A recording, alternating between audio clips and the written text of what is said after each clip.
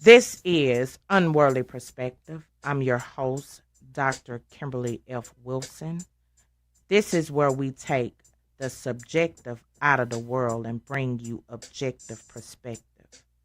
We hope to provide you tools and guidance on your thing we call life, while we be a blessing to you as it is for us to bring you our unworldly perspective.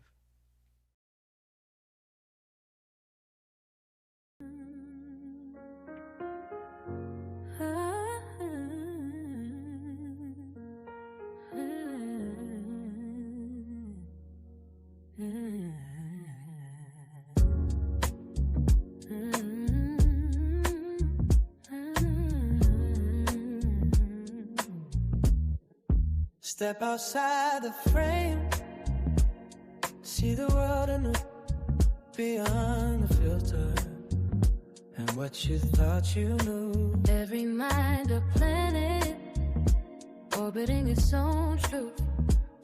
In the vast celestial dance, it's me and you. No judgment here, Just space for thought. no right or wrong. Just what you brought. Open hearts and open minds combined. In this moment, all alive.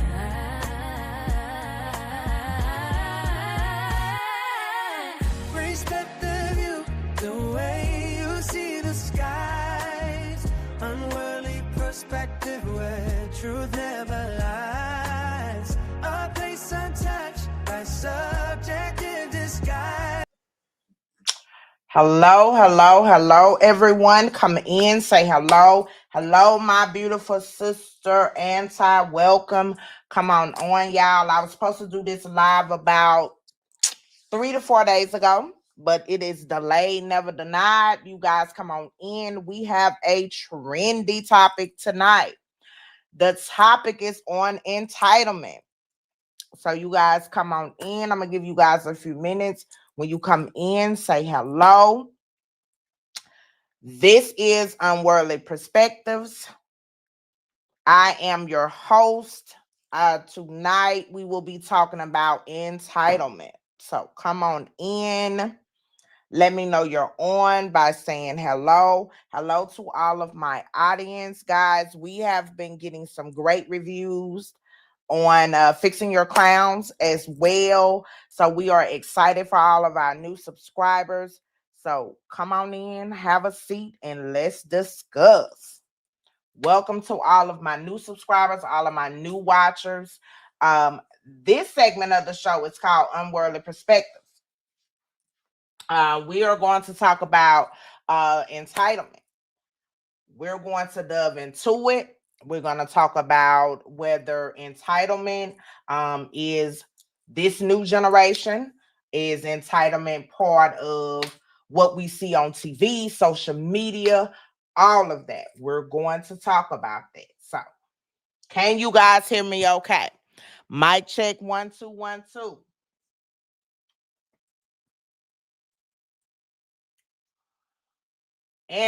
Can you hear me okay? And everyone that is in the audience.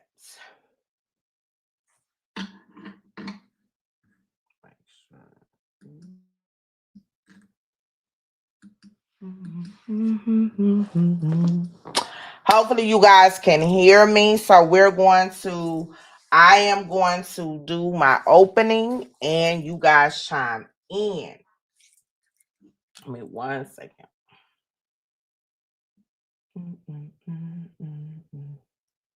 You can hear me. Okay, great. All right. So tonight we're talking about entitlement. That word people love to throw at the new generation like it's a personality flaw.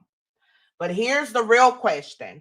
Are young people truly more entitled, or are they just less willing to suffer in silence? This is the first generation to say, pay me what I'm worth, respect my boundaries, work shouldn't cost me my mental health. So is this entitlement or evolution? We're going to discuss that. Because depending on who you ask, today's young adults are either demanding too much or finally refusing to accept too little. Let's talk about it. So, what is entitlement to you? One thing I know for certain, my perspective, today's youth, today's people in general, had definitely have the entitled.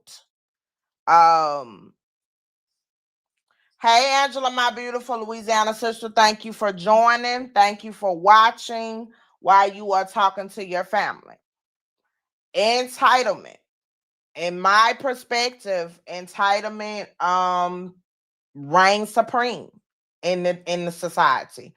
Whether you young or old, people are walking around for whatever reason, like somebody owes them something, like they are entitled to everything without working for it.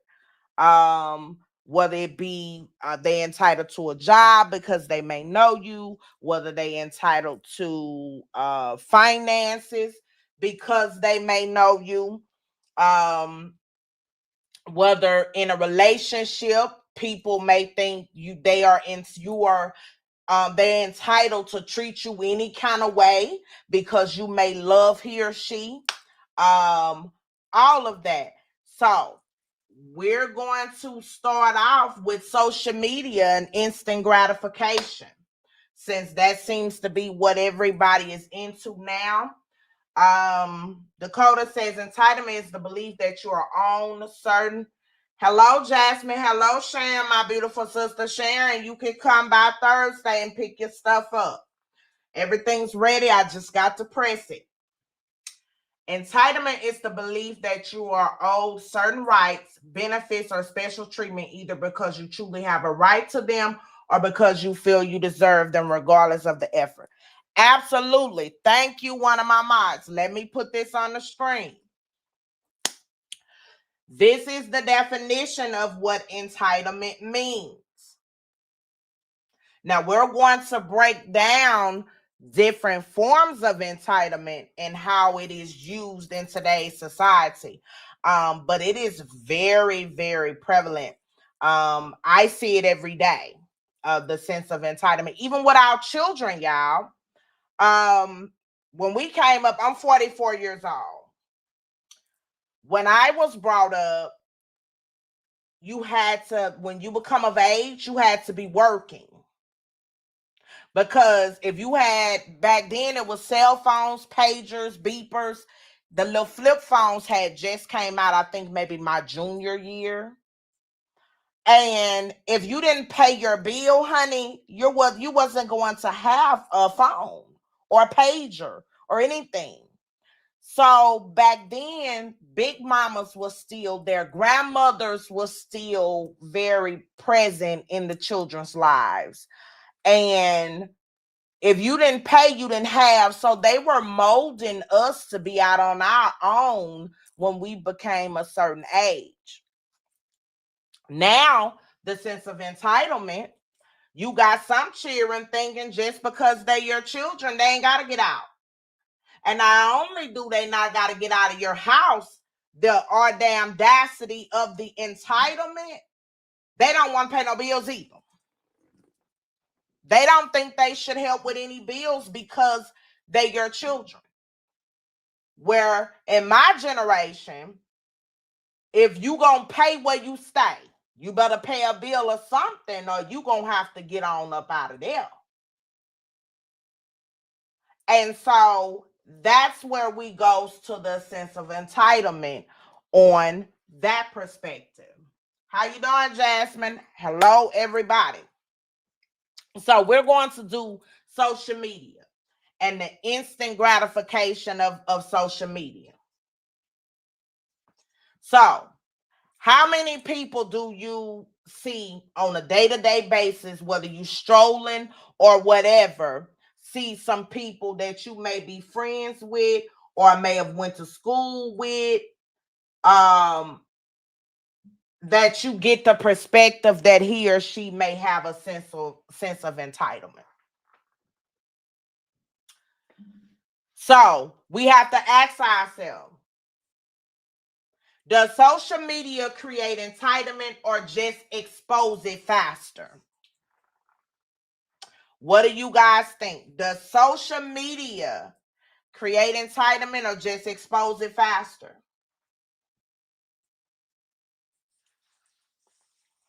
What do you guys think? I do believe social media can play a part in it, but I also my perspective on it is a person has to utilize their own mind. But social media definitely can play a factor in a sense of entitlement. It also cause you to feel like you entitled from seeing other people's success or less success or whatever the case might be.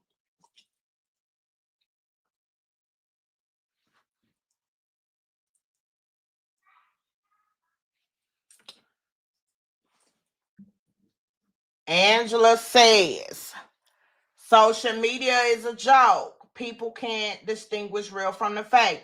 Absolutely. Social media have created a world where you can be whoever you want to be.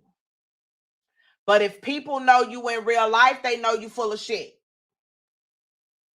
But people get on social media and create a persona that is not even who they are. They be on their lying. People get on for whatever reason, showing what they have, their assets, and that can create a sense of entitlement for their friends or their family, because if they friends or family see they have it, then they may feel like they should have it as well. Just like they call a girl Brorilla, but that's not her name. I think it's kind of disrespectful to call her that. But Gorilla's sister, she sees her music videos. They see her in blowing up. They see her doing well, and so they feel a sense of entitlement to her money. We're gonna definitely delve into that topic. We definitely gonna delve into that on tonight. Dakota says, according to research, social media can both reflect and amplify a sense of entitlement, especially when attention, validation, and special treatment become expected rather than appreciated. Absolutely. Absolutely. Social media, let me tell you guys, people be on social media like they in this happy relationship. Let me tell you what I learned by growing up.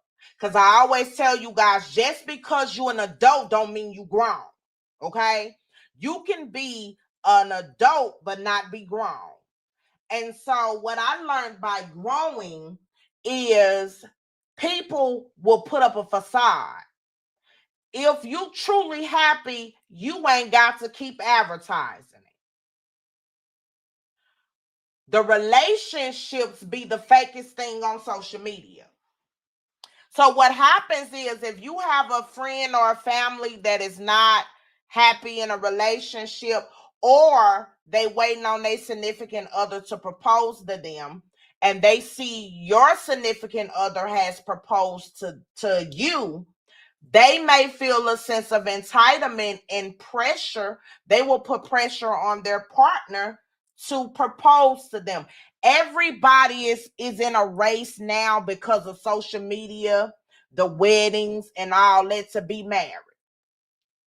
Some people ready to be married without the love. I'm going to say that again. Some people are rushing to get married with no love at all. It is the standard that has been created that the biggest wedding, the most money that you spend, is the most popular, so they can put it on social media.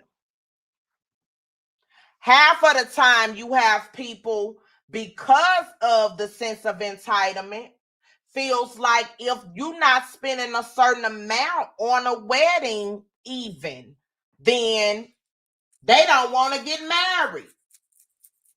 And a lot of them, sometimes you can't even afford to live after the wedding.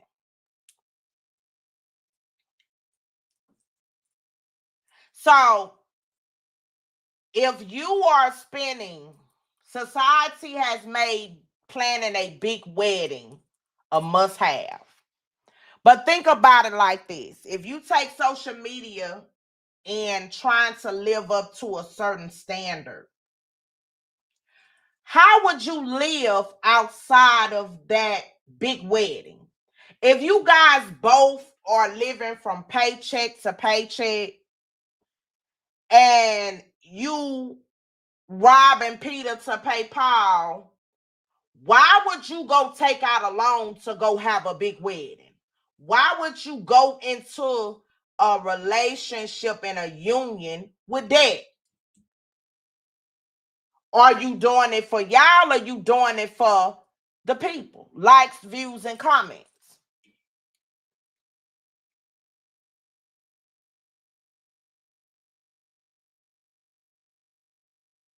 So social media has created a whole nother entity that really baffles me.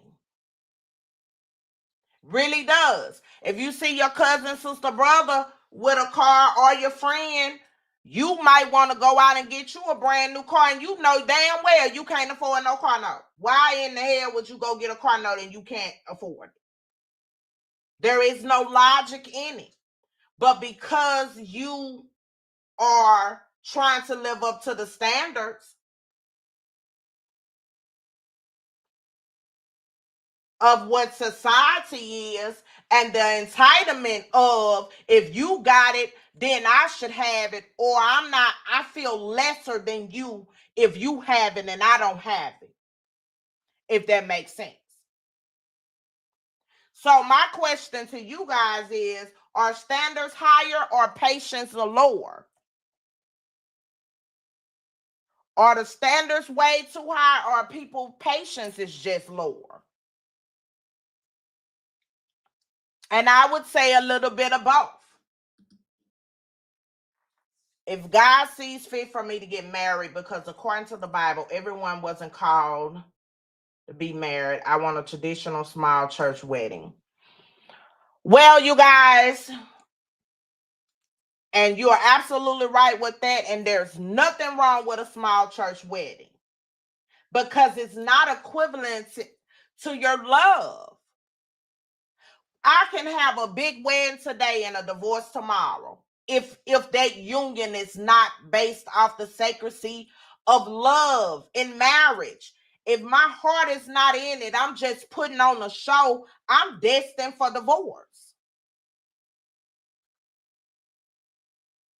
So why, as a whole community, have we put so much pressure and standards on ourselves based on an illusion? Because a lot of what you see on social media is fake, is an illusion, is a lie.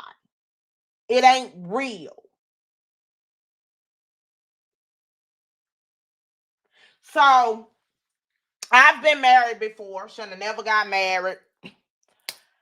I've been married before. When and if I do get married again, I don't want a big wedding. I absolutely don't. It's a waste of money. I will be okay with going to the justice of the peace. I I don't need a big wedding. I don't want a big wedding, and I don't need a big wedding. Because that money can be spent on us traveling, property, something. That's how my mind thinks now. Now, before I became grown, I probably would have tried to live up to the standards of what society is doing, the big wedding. Because I said when I got married again, I wanted the Medea family reunion wedding where the angels was hanging from the ceiling, big old wedding, all of the fixings and all of that. But why would I do that then when I truly didn't have the desire to be nobody's wife? and didn't meet the attributes of being anybody's wife because I wasn't no earthly good. Now I have the attributes as well as the desire to get married, but I ain't in a rush. Oh no, honey, I ain't in a rush. I'm like you, Dakota. I will wait. And if that is what God's book for me is, then that's how we'll roll. But I'm not gonna do it because that's what society is stating me to do. So yeah. So the next one that is running people raggedy and turning them every way but loose is relationship entitlement. It goes back to what I was talking about with Gorilla Sister. I ain't gonna be disrespectful to the young lady and call her Brorilla. Yes, we are a very overdulgent society. My pastor allows his members to use his church and officiate members in marriage for free. My pastor, you can use the church as well. If I got married and I wanted a little bit bigger, I will use the church, but I just hadn't decided. Because this time when I get married, I'm not going to play with myself or play with God. I'm going to do it for real. Because when I got married, I wanted an annulment shortly after. I got married knowing I liked somebody else. That's the type of buffoonery I had going. I liked somebody else more than my husband.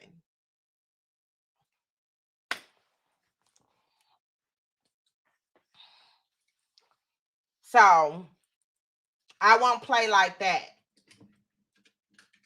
But like I said, it definitely won't be with society.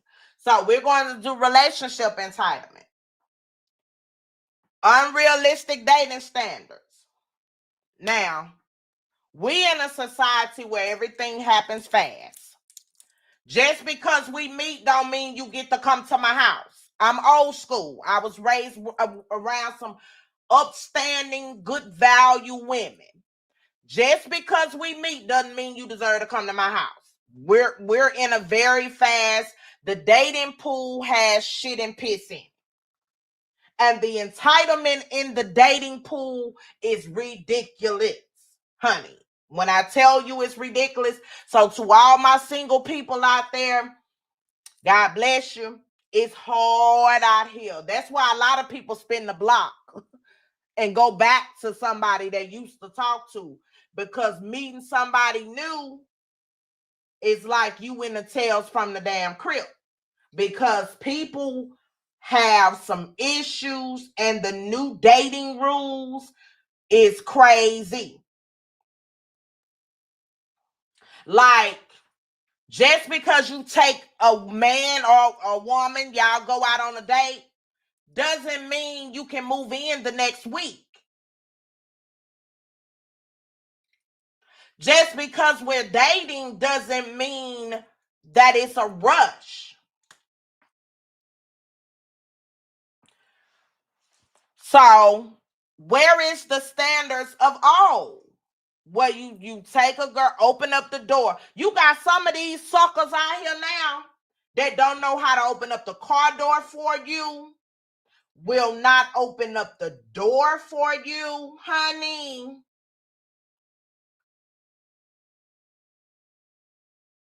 None of that. And it's vice versa. It's not just our men that do it.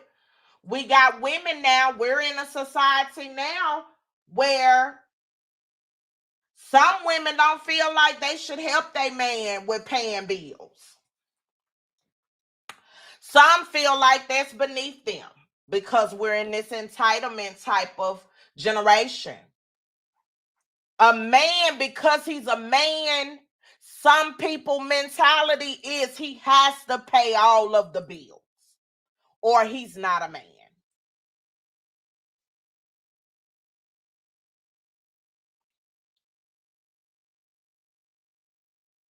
So, my beautiful queens out there, what is your take on that? Do you feel like just because a man is a man, he has to pay all of the bills? Now that's old school. Well, your granddaddy and your daddy probably paid all of the bills. But let me tell y'all now, it's hard out here for a pimp, baby. You better have two incomes is better than one. Two incomes is better than one, baby. I'm going to tell you. It definitely takes two. Hello, Mr. Reed. Thanks for joining. It definitely takes two.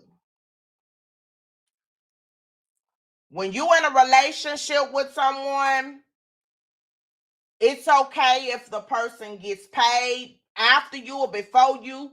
You may pay this or pay that, or nowadays some women are making more than men. So we all have to do our part in a relationship, marriage, situationship. It takes two now. But to each his own. Now, Mr. Reed is a guy. He's saying it takes two. You better bring, and he's saying you better bring something to the table. I agree. And it goes both ways. It goes both ways for a male or a female. You both gotta bring something to the table besides penis and vagina. Because that's going to get real old when the light bill is due. Laying up sex, and you can't give that to the light people, the water people, or nothing else. You be laying up screwing in the dark. Period. When it's food needs to go in the refrigerator. So, but you finding that people feel like they're entitled to be taken care of just because they are a woman in some relationships. And some men think because the woman that they're dating may be more financially stable than them, that they ain't got to pay for no meal. They ain't got to bring nothing to the table. I don't care what type of money you making, your pocket's gonna get tired. And eventually, if the other person ain't doing something, you gonna get tired and you gonna move on. Because you don't have a child. You may have a helpmate where you dating, but that ain't your children for you to take care of. If you are an able body, you need to be working, doing something. Or if you can't work, if you get an income in, you need to be bringing something to the table besides penis and vagina in a relationship. But this new dating pool with the PP and the boo-boo in it, like I said, the new dating pool in 2026 got shit and piss in it. Now, I haven't had to be in the dating pool, but from all of the advices I've been asked of, it got boo-boo and piss in it.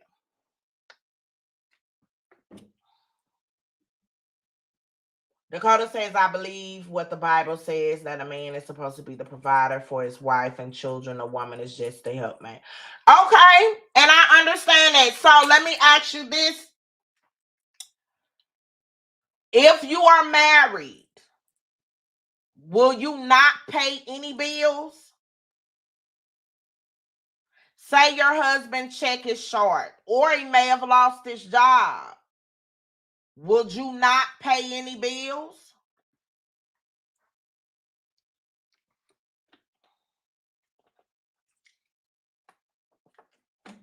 Would you not pay any bills?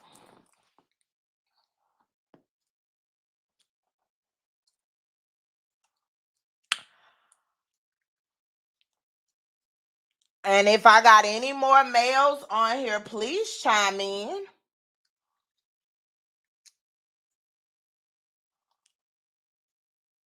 So, Mr. Reed, you will not date anybody that's not bringing anything to the table or not working?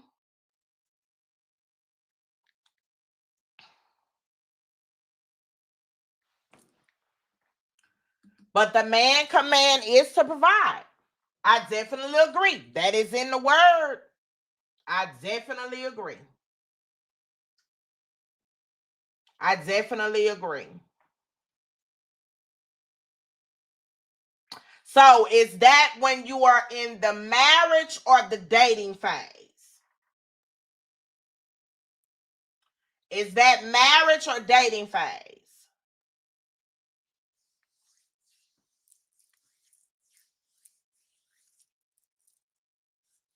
Because you're absolutely right. If we going biblically, which the way that you should go if you are a believer, the man is the provider. What happens though if the man is not? If he falls on hard times or if he has some type of illness, what happens then? Would a person belittle them? Because you have some people, both men and women, when you are not able to do certain things that you used to do, whether it's financial, you may not be able to have sex as much, you may not be able to go out or have energy or whatever, baby, they will start talking to you like you ain't nothing, or start treating you any kind of way, start cheating and everything else.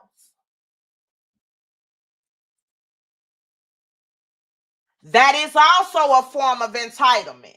You're used to me doing it a certain type of way, and because I'm unable to do what you is expecting of me or what you're used to, then you're gonna talk to me any kind of way and go cheat.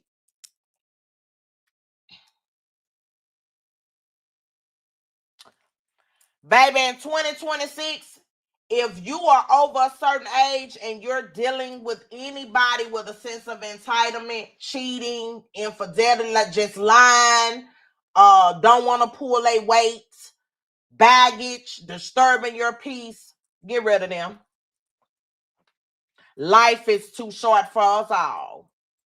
Say bye-bye. Do whatever you need to do to expedite their exit. Goodbye. Bye-bye. Let somebody else have that headache. Especially if there's no growth.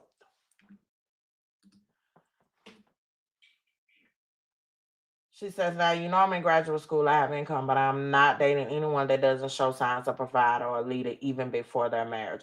I agree with that. Absolutely. You want to, and that's for a man or a woman. My kings out there that's listening. As you date, think with not just your head down below, but your head up top. If she doesn't show any signs that she can carry your last name, you don't need to waste your time. For a woman, whatever your standards are that you are looking for, because we all have different standards. Anti says he has to show signs that he's a provider. He has to show signs that he's a leader. He has to show signs before she would even really get into a serious relationship with him to move to marriage. Mine is now, you cannot be batshit crazy. We're going to start right there. One of my standards is you cannot be batshit crazy. Oh, no. If you don't know how to hold a conversation without being argumentative, we can't talk it out and move forward. The hell with you too. If you got drama, we all have a past. If your drama is following you into your future, no. So that's just an example. We all have different preferences. What may work for you may not work for me. What may work for her may not work for him. Whatever. So whatever is your requirements, Make sure you get that off top. We gotta stop trying to get with people and then trying to change them. You met them when they wasn't no good. Now, I'm not saying people can't change, but you have to lower your expectations of people as well. If you know they came in it unstable minded, because you can be stable financially and be unstable mentally. And that's worse. Give me somebody that has nothing but stable in the mind. I can't do nobody unstable in the mind, because an unstable individual will do anything. Unstable individual has no ethical values, no standards, and it's going to be a hot mess. So, first and foremost, dating, you definitely can't have a sense of entitlement. You cannot have an unrealistic dating standards of entitlement. You can't expect me to be available. Another thing, I'll make this point before I say this. We're in a society where everybody is attached to their cellular device. I used to be like that. However, I'm 44 years old. I have an 8-year-old and a puppy. I'm not attached to my cellular device anymore. I'm not attached to my phone anymore. Not attached. So it may be times where I'm busy, I'm doing something, I'm crafting, I'm handling business where I'm not on my phone. See me in person. Yeah. See me in person. And whoever I'm with has to understand that. Let's talk on the phone. I don't want to text all the time. I don't want a phone relationship. I'm not in high school.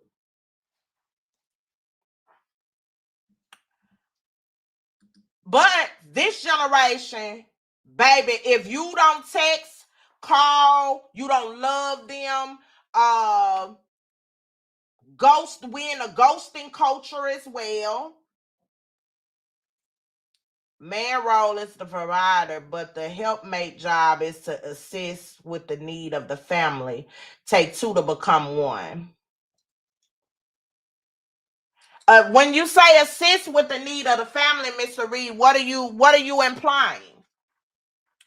Assist with the need of the family. When you say assist, what is your definition of assist?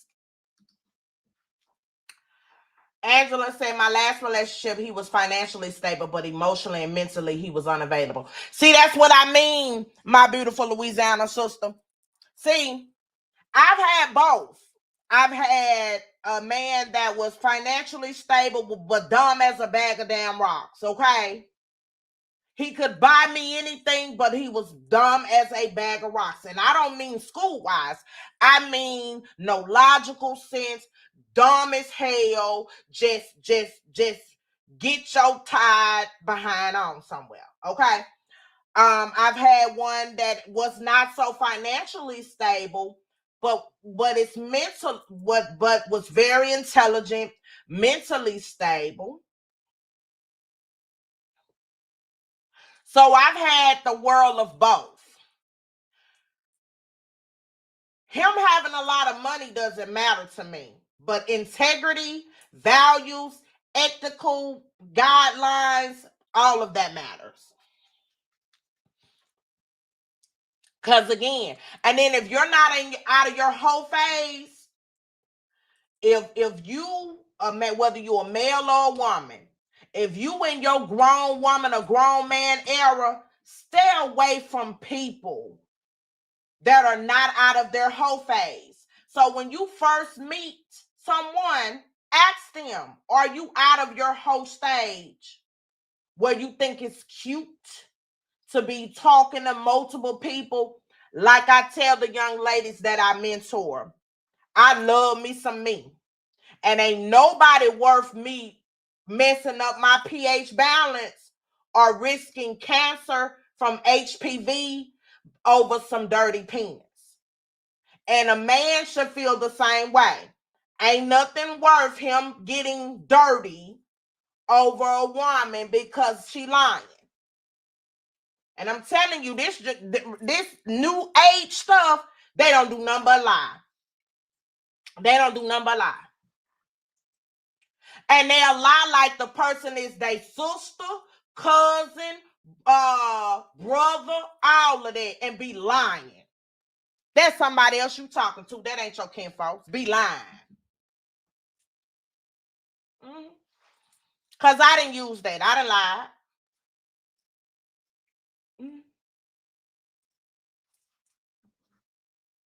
I didn't lie like somebody was my best friend and that was actually my other man.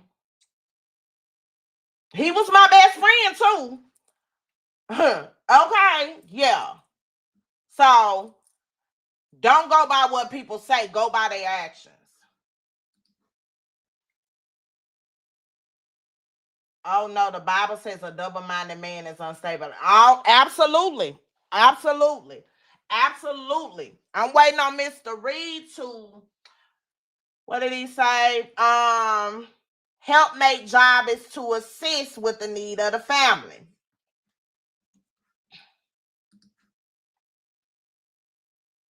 Whatever is needed, the nature of today's society, if you have two pulling in the same directions, the sky is the limits. The household isn't a place of competition. I agree. That's a good way. That's a good way of saying it. It is not a place, but you have a lot of people competing with they person. You got some people, if you don't call, they don't call. I don't want that kind of relationship. Hell, it might be an emergency going on in my life, and just because you ain't heard from me, you automatically gonna think it's something else. No, pick up the damn phone and call too. Hell. Or if you don't do something for them, then they don't do nothing for you. That type of pettiness. That type of pettiness. You have that going on. You have the childish minded thinking people. You have that going on.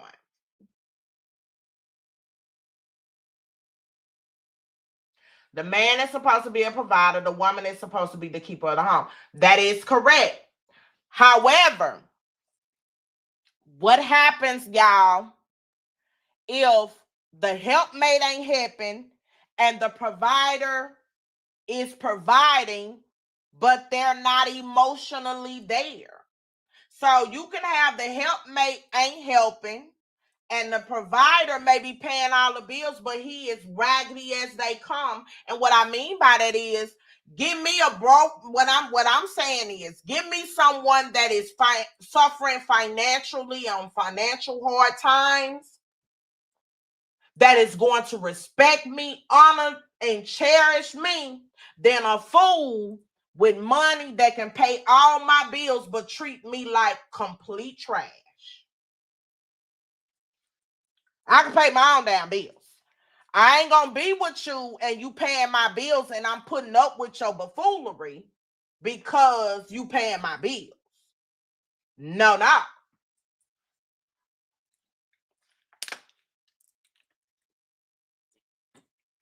So what happens, guys, if the helpmate ain't helping and the provider is providing and that's all he doing? He paying the bills, he ain't hardly at home. His whereabouts ain't nowhere to be found.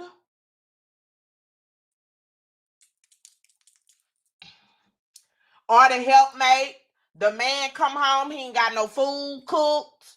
The children is a hot mess. He got to go fix him a bologna sandwich.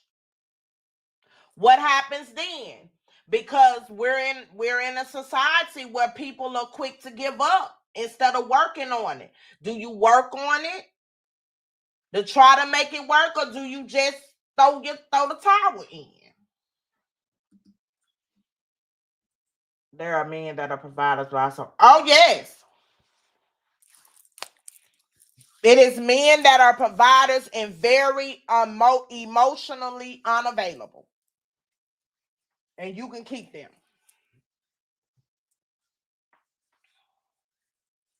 So what do? Do you do what society is doing and give up? Or do you work on your marriage or your relationship?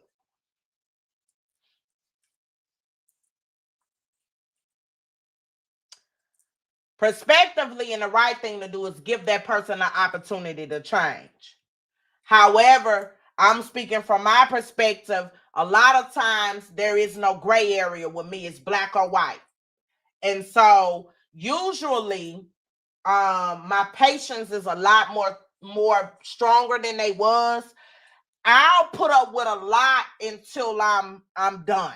And once I'm done, the person I'm with is able to tell. Because once I'm done, I'm gonna be so emotionally detached that nothing you do, if I don't hear from you, it ain't gonna bother me. I ain't gonna ask where you was, why you ain't called, because I'm slowly exiting out left stage. I'm not going to show any type of love, care about, especially if I know you're lying anyway. I ain't gonna even question it. It's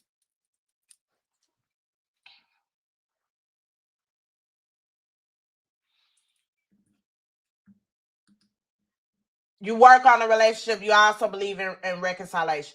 I believe in, now, I used to then believe in spinning the block. I will give someone in my past an opportunity if we didn't end on bad terms. Now, a lot of my relationships have ended on not on bad terms, but ended because I was the problem. And I'm woman enough and grown enough to say I was the problem. I had an issue with faithfulness. So I'll be talking to him and maybe somebody else too. So usually it was me. So 90% of all of my past relationships, I can spin the block if I wanted to.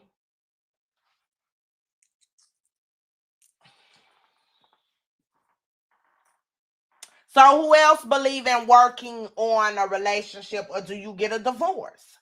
Do you get a divorce? Angela, do you believe in working on a relationship?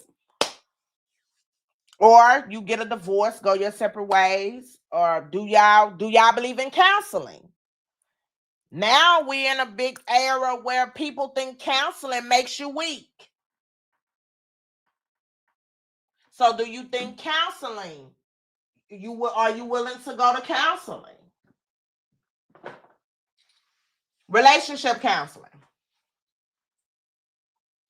Now, if you choose relationship counseling as an alternative, you both got to be open-minded. Y'all can't go into counseling with biasness and going in there lying. Can't be lying. Got to be open and honest about the issues, and don't go in there telling what your spouse do and nothing that you do, because ain't nobody perfect. It's some things in the relationship that you can do better too. So don't point the finger all the time, because it is a 50-50 thing on making a relationship work. The other person ain't all of the damn problem. There are too many willing to just leave instead of working on a relationship. There is marriage counseling. There is marriage counseling, but a lot of people don't want to do marriage counseling. You know, a lot of people just be ready to move on because everything comes fast in this new generation. They believe that the grass is greener on the other side. They may have met somebody else, and they may feel like that other person is providing something else that they are not.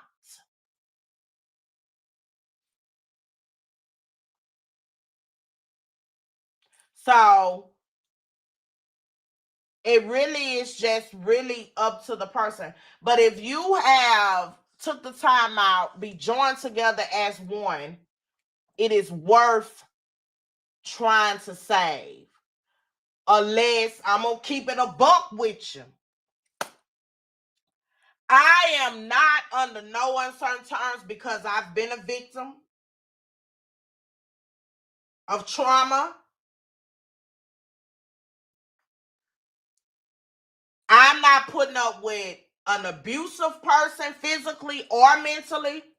And I'm not putting up with a cheater because we too old for that. If you got to lie, sneak and call women and all of this here, I'm going to let them have your tacky behind. It's a person out there for me that is past that stage. So if I find that out, it's adios. And me, I'm the type been left you and you don't even know you left yet. But you'll start paying attention.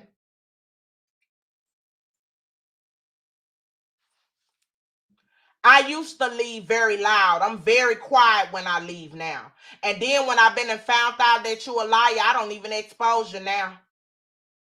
Because it ain't worth it. Life too short. Dow says,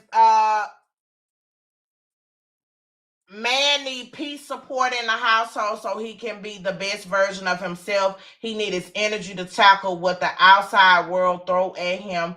Drama and stress free. Let me read that again. Men need peace support. Hold on, y'all. I can't see where for goddamn.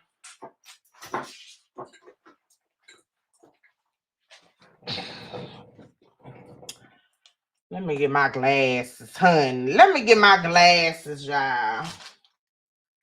I do wear glasses, y'all. I don't know why I don't wear them. Don't judge me.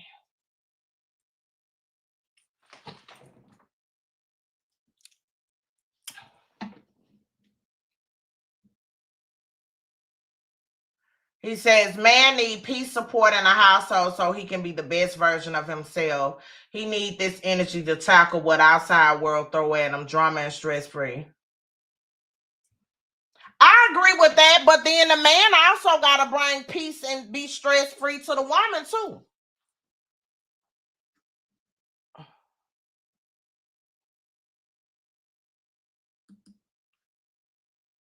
Y'all both got to be supportive to each other.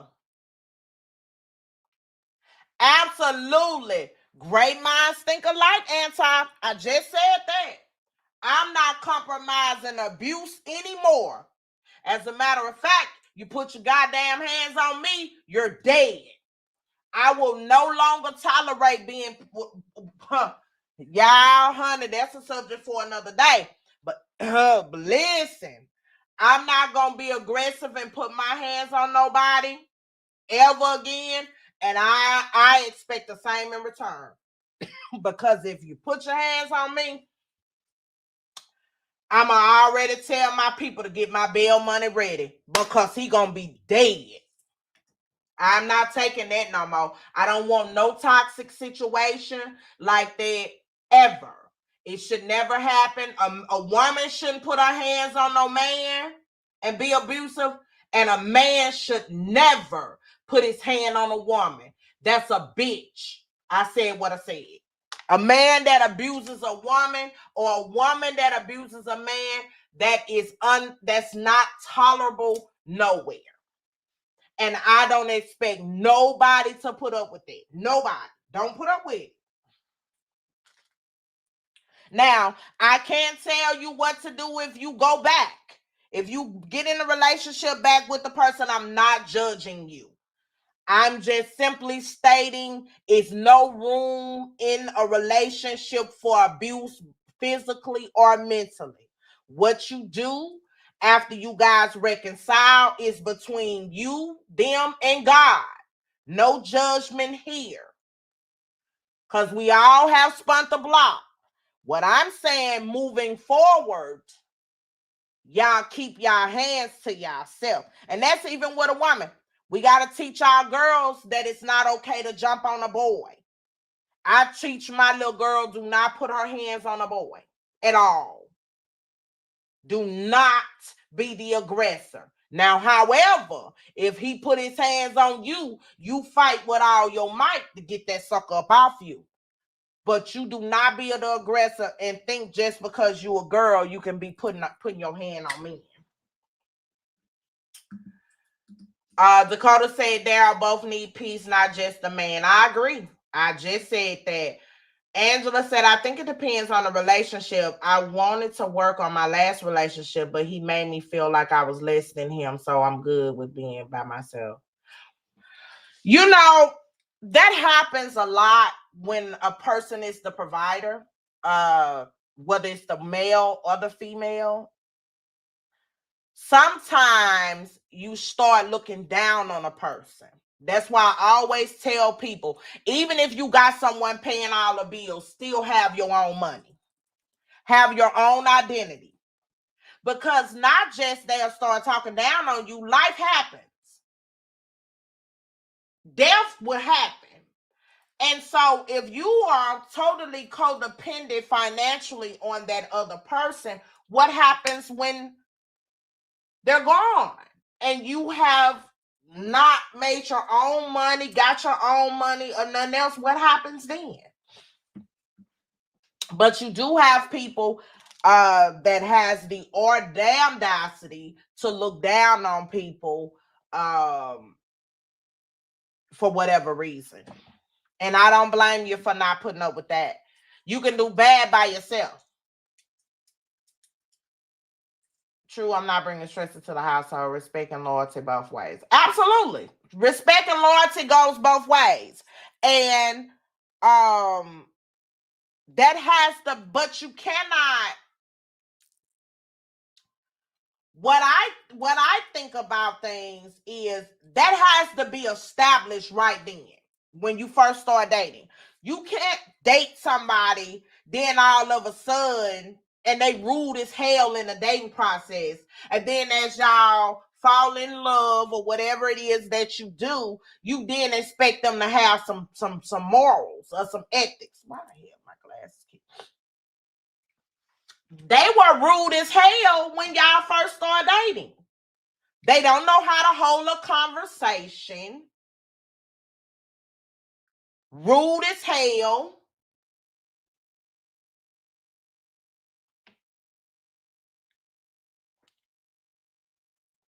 What would you expect? So sometimes we look over certain key elements about a person because we either lonely and want somebody, or B, we really like the person and we really overlooking the fact that they crazy as hell. Like, for an example, if I'm dating a man and his mother is still alive, excuse me. If I'm dating someone and his mother is still alive and he doesn't know how to talk to his mom, he's very disrespectful to his mother, goodbye. That's a hell no for me. Because if he don't know how to treat his mama, he ain't gonna know how to treat me either. That's a clear indication right there. Oh no. Nope. Nope. Mm-mm. Nope. We're not gonna do that. Let me see.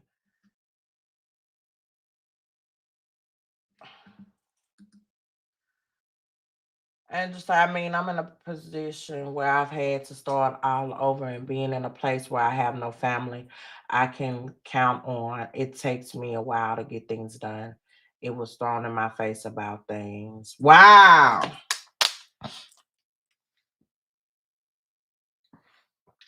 It was thrown in your face. Well, with saying what Angela just said, y'all, we have to be careful what we share with people as well, off top. We have to be careful because people will use what you share with them against you. I told someone something very intimate about myself, what I had been going through and what I did to get better. And that was used against me. And I will never, ever, ever be vulnerable like that right off unless he's my husband. I will not, it was used against me. It was made as a mockery.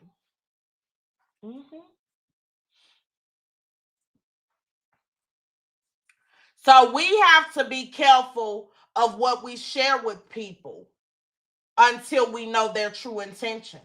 Because when they get angry, you can bet you they're going to use that against you. They're going to make mockery out of whatever you may have been through. If you got daddy issues, if you have a certain type of relationship with your family, also keep this in mind as well, y'all. An abuser, a manipulator, a narcissist will use what your downfalls is against you. That's their leverage. So if you don't have a close-knit family, when he get mad at you or she gets mad at you, that's why your family don't fool with you. Or if you a person that don't have that many friends, they think you might have friends, but the friends may not like their ass. But they might attribute that to you ain't got no friends. So when they get mad at you, they'll go off and tell people you ain't got no friends. It will be done. When they get mad at you, they'll try to make it seem like nobody likes you. Your family or your friends don't deal with you. So I can relate to you on that, Angela. When people get mad, it brings out a lot. That's why we have to be careful of what we share. We have to be careful what we share.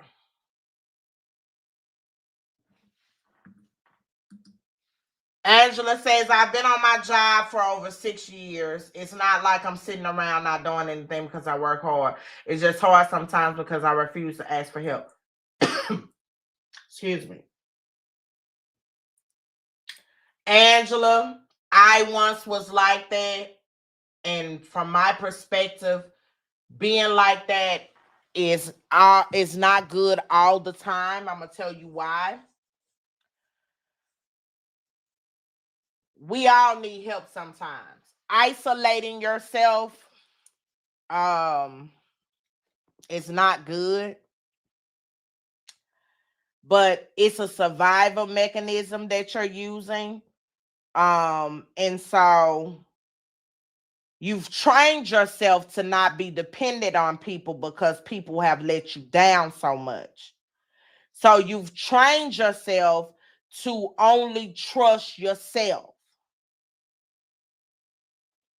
So I encourage you to find someone that you can depend on, that you can trust, that is reliable, and will be there to assist you in times of need.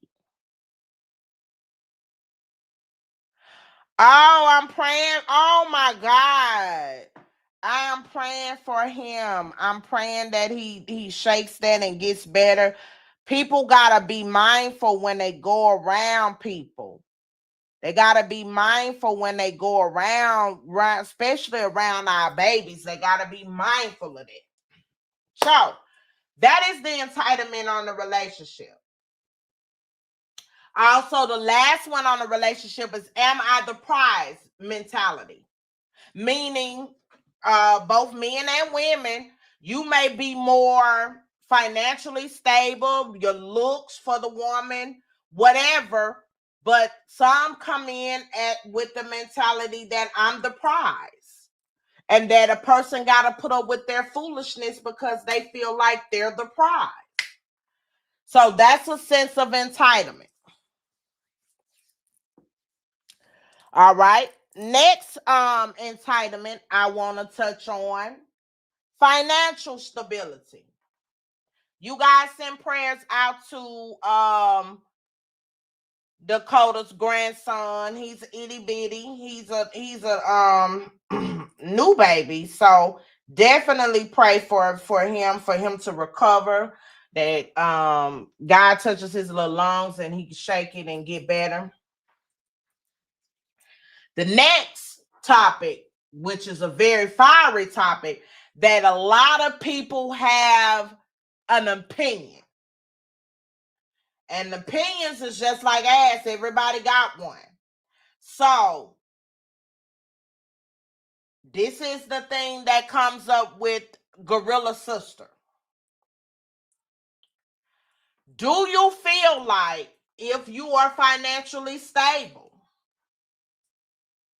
that your family is entitled for you to help them financially? Your family or your friends, your siblings.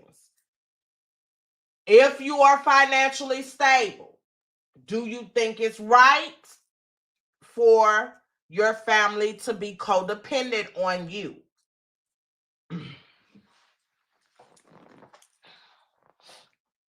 What do you guys think? When you become financially stable, do you think a person should be obligated to take care of their family? I would say it depends on the dynamic of your family. But just my opinion, my perspective on it, you're not entitled to their money. It's their money. If they choose not to help, they choose not to help. Just because they made it, whether it be they have a job, they may have became famous, they may have won the lottery, they may have got a lawsuit and got injured, or whatever the case might be, that caused them to come into a lot of money. They're not entitled to do anything for anybody unless they want to, because that is their money. Now, some people might get upset and say, well, if you see your family struggling, you should do this and this and this and that. Okay, ask yourself, would the family do the same thing for you?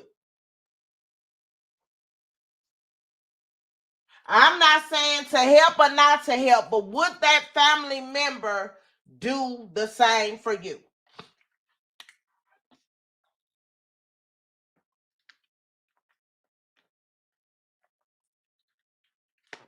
And do you all feel like because you have made it, or you financially stable, that you are entitled to helping your friends and family?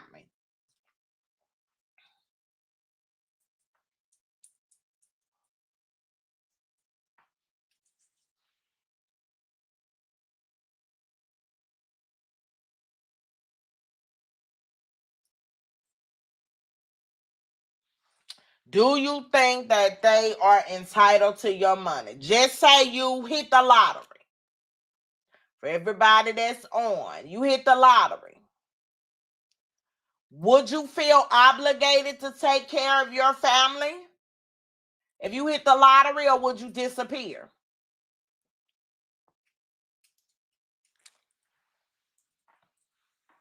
Now, my perspective, you help, but you help to a certain extent. But now, if I hit the lottery, I'm disappearing. Because I've been a helper all my adult life. I'm going to disappear for a while. I'm not giving nobody $1 because I have been a helper all of my adult life. So I don't feel entitled to help anybody because I've helped enough people already. I'll donate to charity and I will be a blessing to others in need, but I have helped enough people to be gone with my money. So have.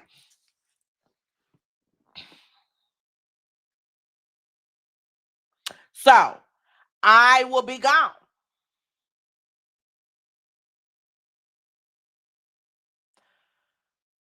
Another thing,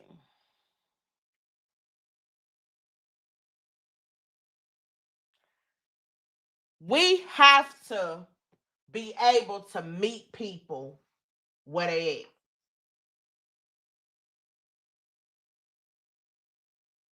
And if you got some family that ain't helping you do nothing, when you call them for some help, they may feel like you should help them, but I ain't giving them $2. No, not at all.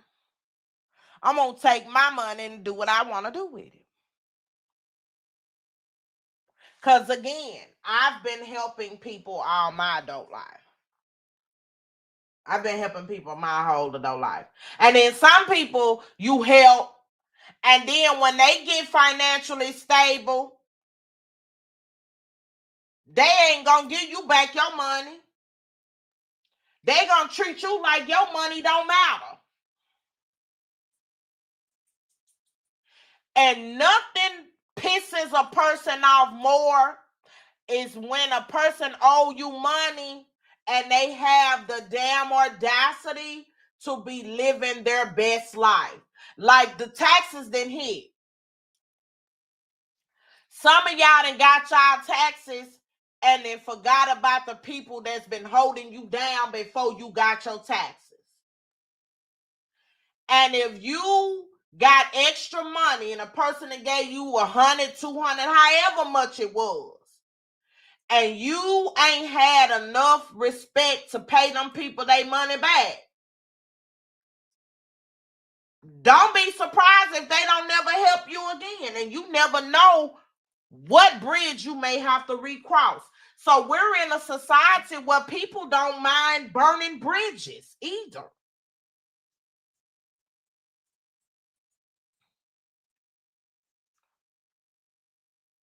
I don't loan money out anymore either, because not enough people didn't pay me my money back. So I don't loan money out. I say I have it, but not to give. I don't even loan money out. So it be the bad that make the good suffer.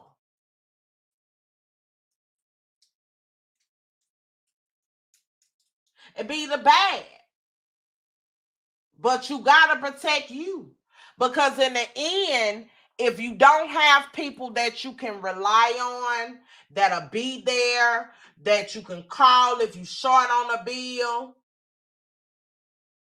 you have to make sure you got you, if nothing else. You gotta make sure you got you.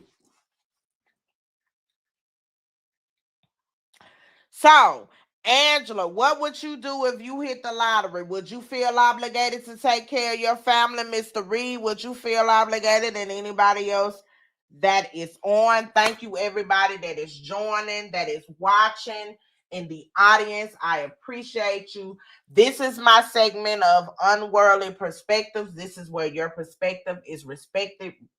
I have very touchy subjects on this segment. We talk about everything, nothing is off limits.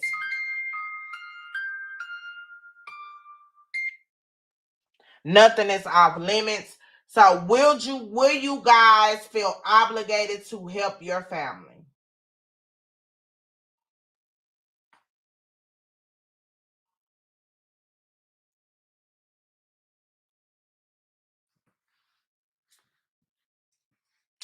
Also, what's the most entitled behavior you guys have witnessed lately?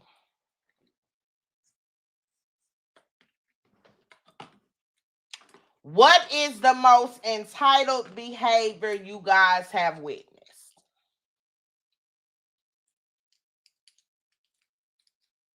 One of the most entitled behavior I've witnessed lately, on my job, I had to terminate somebody. He thought because he was late every day. Let me make sure I say that. He was late every day on his post. Every day. He thought because he at least showed up, that he was entitled to keep his job.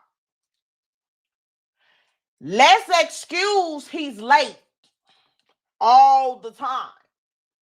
But because he felt like he showed up, he should have still been able to keep his job. He should have still been able to keep his job. And I'm sitting in my chair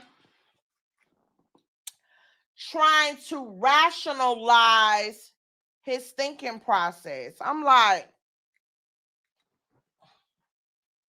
sir, you've been late every day. Like, sir, really?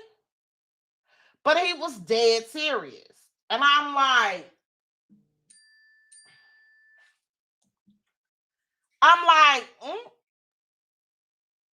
So he argued me down on why he still should have been able to kept his job. Mind you, he was written up. He was told by the boss not to be late again, and he still was late. But he said, "Hey, oh well, I still should be able to keep my job because I at least show up. We can't make this stuff up." Honestly, I'm helping whoever helped me because they didn't have to. Absolutely. That's my take on it. I will bless the people that has been there for me, whether it's a listening ear, support, or whatever the case might be. But to those fools that ain't nowhere to be found, don't know how to help, but I always want to ask for something, it's a hell to the no. It sure is. Respectfully, no. Not doing it. Not doing it.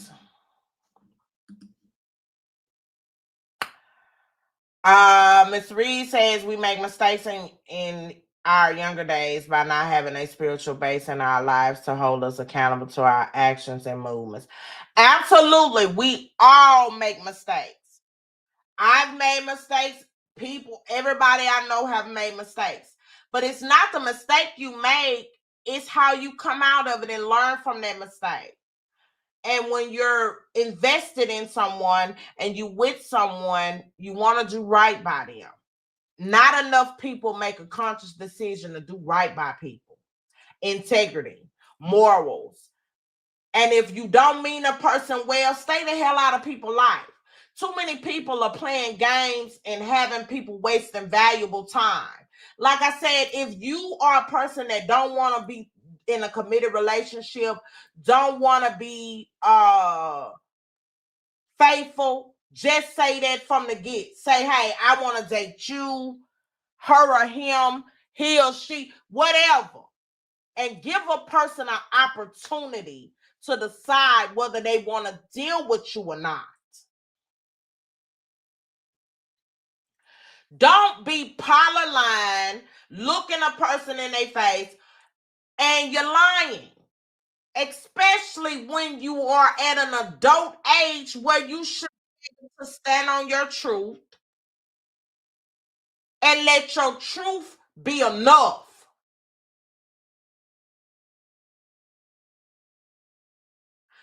Also, we have to learn how to have an honest conversation with ourselves. Because sometimes we are walking around with a sense of entitlement and we're the problem. We feel like people owe us something. And when you grown, don't nobody owe you anything. I made a post yesterday about you never know what people are going through. So if a person usually is the first one to reach out to you, check on you, ask you how you doing, have enough courtesy if they stop being the first to not think that they got an attitude or whatever the case might be. Life may just be happening for them. So reach out to them. Everybody ain't acting funny. And I also said on that post, don't nobody owe your grown asses anything. So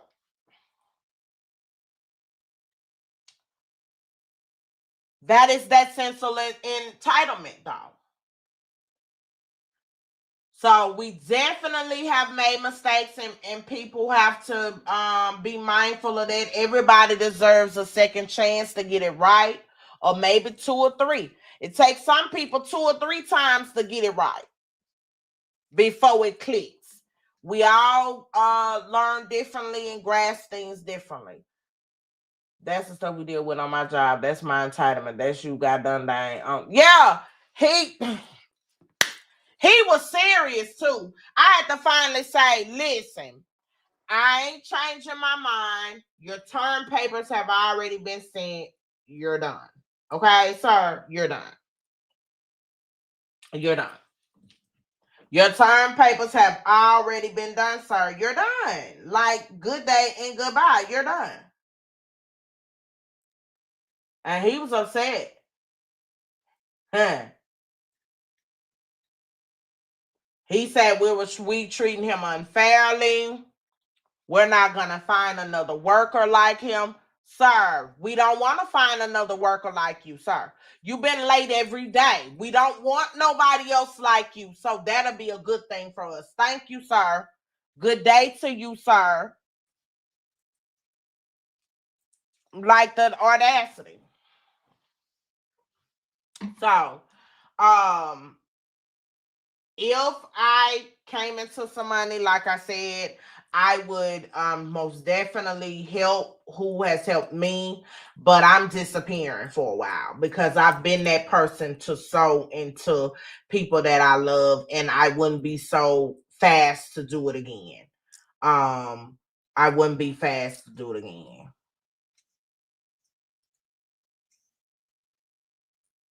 So let me ask you guys this. At what point does self-worth turn into entitlement? At what point do you guys think self-worth turns into entitlement? I would say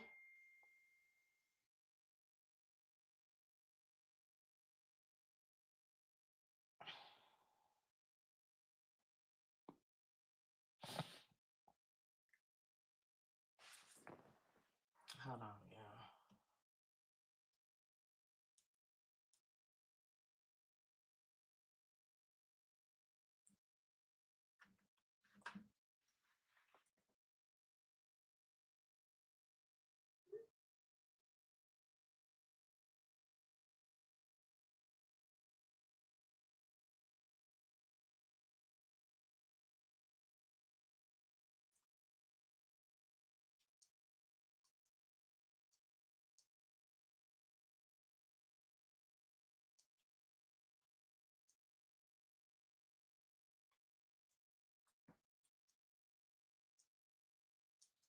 Okay, yeah, sorry about that.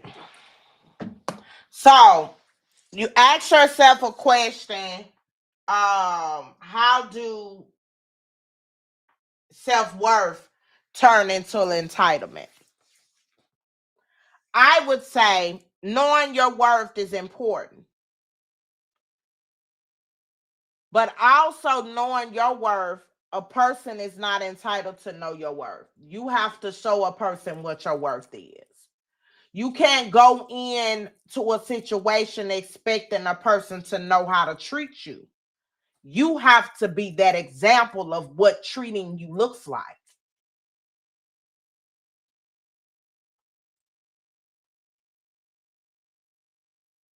So, uh, also, if we referencing a job, just because you the boss doesn't mean you're entitled to respect. You got to give respect in order to receive it.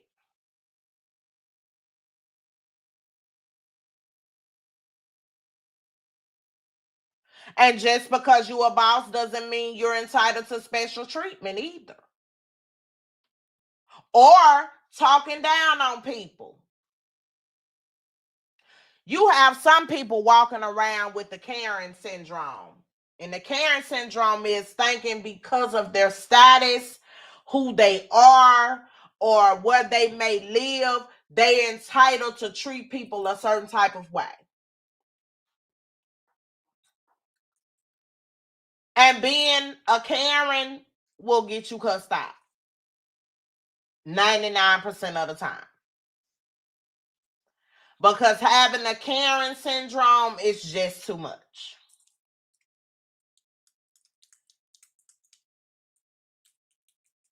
I don't care how much money you got, your status, whatever the case might be.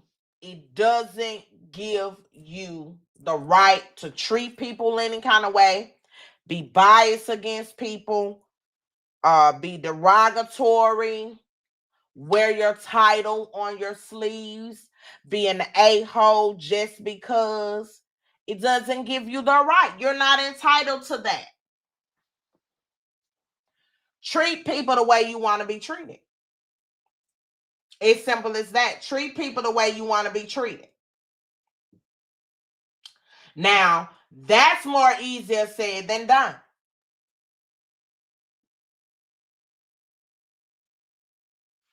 Because one can build confidence, but the way you treat people can destroy your character. The way you carry on can destroy your character.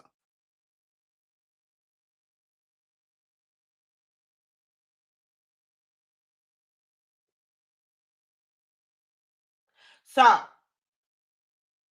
ask yourself this as I get ready to close out. Are you a person that walks around with a sense of entitlement?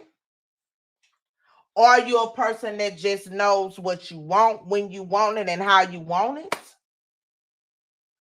Are you a person that believes in you work hard, you play hard? What type of person are you? Are you surrounded around a bunch of entitlement? Now, thankfully, I am not surrounded around a lot of people that has the sense of entitlement because it will get on my nerves. I don't like to deal with those type of people because there is no rationalization.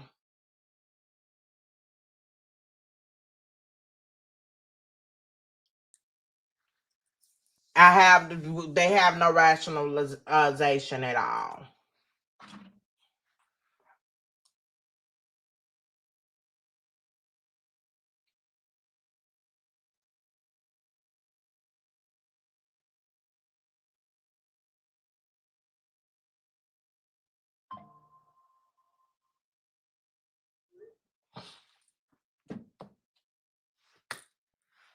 So,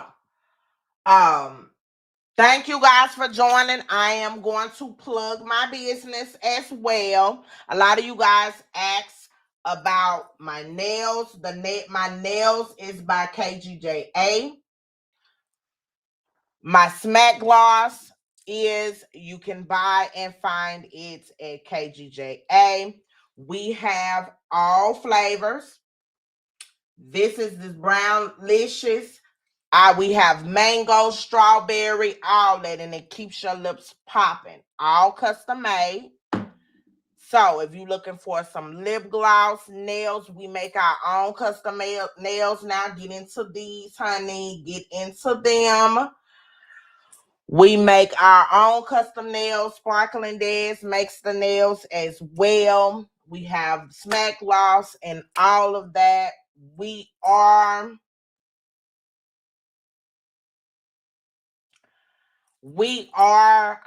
making our way back, so you guys be on the lookout for that. I hope that you guys enjoyed the show.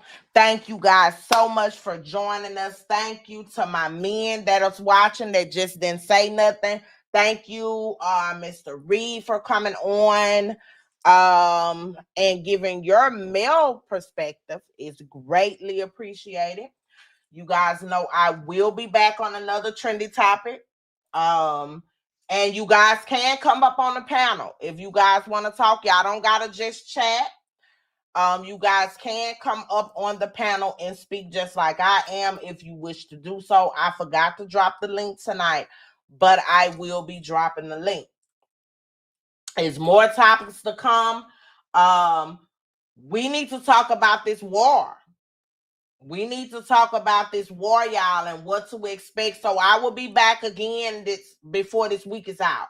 We need to talk about this war because gas prices is going up if you keep your tank full, because they have threatening to hit the U.S.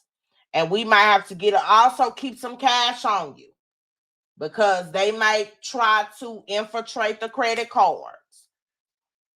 So get you some cash. Keep cash on you at all times. We in the middle of all out war thanks to Mr. President. So,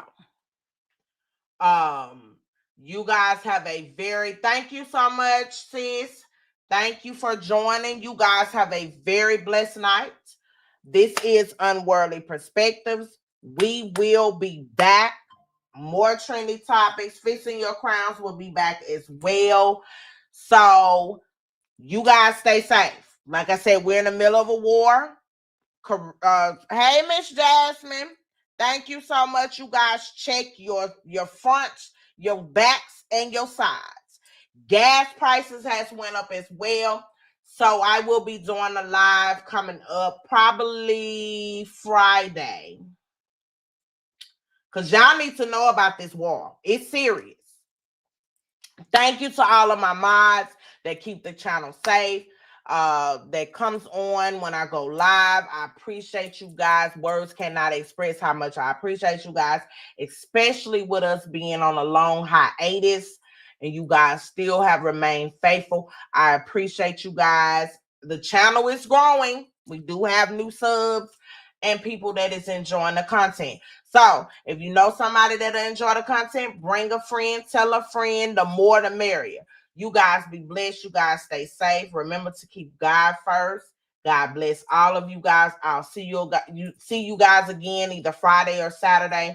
We got to discuss this war. And this orange damn man that is up in here with the buffoonery, I'm going to bring it on Unworldly Perspective so we can talk about it without no censorship, okay? God bless you guys. I'll talk to you guys soon. Good night. Hey, I'm about to go level up. I cannot settle for nothing. I never been regular. Always knew I could do better. I finally made it this far and I'm not looking back. Needed to see all the time that I put in. Now me and the money are way too attached. Still repping 919. The city is mine and I put it all on the map. Coming for what I deserve. I put in the work. Now I'm about to level up. Been on my grind since 2013. Now the way that I live, I feel like a king. 24 hours, I'm locked in. I'm feeling like Kobe. Getting these rings. Do what I want when I want. Ain't got nobody telling me shit.